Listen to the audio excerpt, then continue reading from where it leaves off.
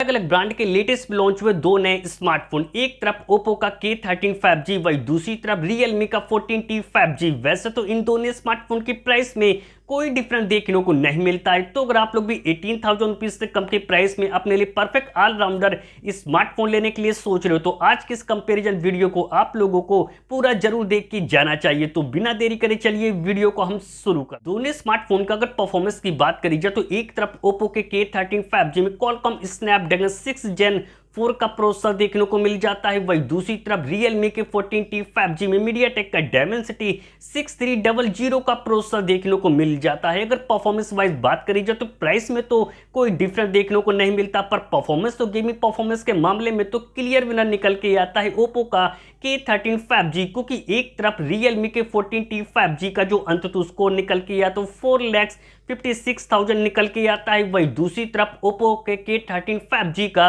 जो अंततः स्कोर निकल के आता है 7,19,000 निकल के आता है। अगर आप लोग भी इन दोनों में से किसी स्मार्टफोन को खासकर गेमिंग के लिए लेने के लिए सोच रहे हो तो इन दोनों स्मार्टफोन के GFX स्कोर यानी गेमिंग स्कोर को जानना बहुत ज्यादा जरूरी है। जब इन दोनों स्मार्टफोन में 30 मिनट तक गेम को प्ले किया गया तो एक तरफ ओप्पो के K13 5G का जो गेमिंग स्कोर निकल के आता है 4,200 निकल के आता है, वही दूसरी तरफ रियलमी के 14T 5G का जो गेमिंग स्कोर निकल के आता है वो 2,400 निकल के आता है। वही ओप्पो का K13 5G इसलिए गेमिंग परफॉर्मेंस के मामले में और भी ज़्यादा बेटर हो जाता है, क्योंकि आप लोगों को UFS 3.1 का स्टोरेज टैब देखने को मिल जाता है, जबकि रियलमी के 14T में UFS 2.2 का ही स्टोरेज टैब देखने को मिल जाता है। स्मार्टफोन का अगर डिस्प्ले सेगमेंट की बात करी जाए तो डिस्प्ले के साइज और डिस्प्ले की क्वालिटी में तो इतना डिफरेंस देखने को नहीं मिलता, पर एक तरफ ओप्पो के K13 5G में 6.67 इंच की full HD plus AMOLED display देखने को मिल जाती है। डिस्प्ले की अच्छी स्मूथनेस के लिए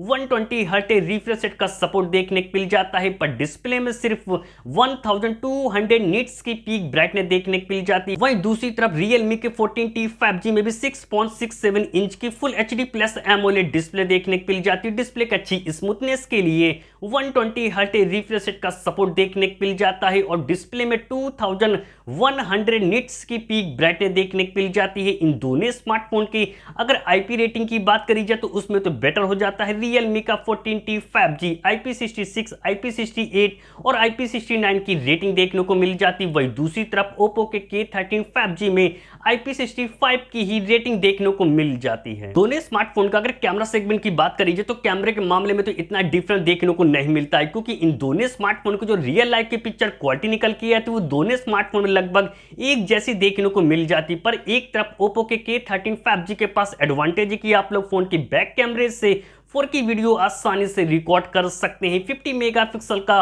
ओमनी विजन का सेंसर देखने को मिल जाता है, बाकी का दूसरा कैमरा 2 मेगापिक्सल का मिल जाता है विद LED फ्लैश लाइट के साथ। वहीं दूसरी तरफ रियलमी के 14T के भी बैक में डुअल रियर कैमरा सेटअप देखने को मिल जाते हैं। 50 मेगापिक्सल का ओमनी विजन का सेंसर देखने को मिल जाता है, बाकी का दूसरा कैमरा 2 मेगापिक्सल का मिल जाता है विद LED फ्लैश लाइट के साथ। पर फोन की बैक कैमरे से सिर्फ फुल HD वीडियो ही आसानी से रिकॉर्ड कर सकते हैं। इन दोनों स्मार्टफोन की अगर सेल्फी कैमरे की बात करी जाए तो उसमें भी डिफरेंस देखने को नहीं मिलता है, क्योंकि एक तरफ रियलमी के 14T 5G में भी 16 मेगापिक्सल का सेल्फी कैमरा देखने को मिल जाता है, वही दूसरी तरफ ओप्पो के K13 5G में भी 16 मेगापिक्सल का सेल्फी कैमरा देखने को मिल जाता है। इन दोनों स्मार्टफोन के अगर बैटरी सेगमेंट की बात करी जाए तो बैटरी और चार्जिंग स्पीड दोनों के मामले में तो काफी बेटर हो जाता है। ओप्पो का K13 5G 7000 mAh की एक बड़ी बैटरी मिल जाती है, 80 वाट के फास्ट चार्जिंग के साथ USB Type-C पोर्ट का सपोर्ट देखने को मिल जाता है, वही दूसरी तरफ रियलमी के 14T में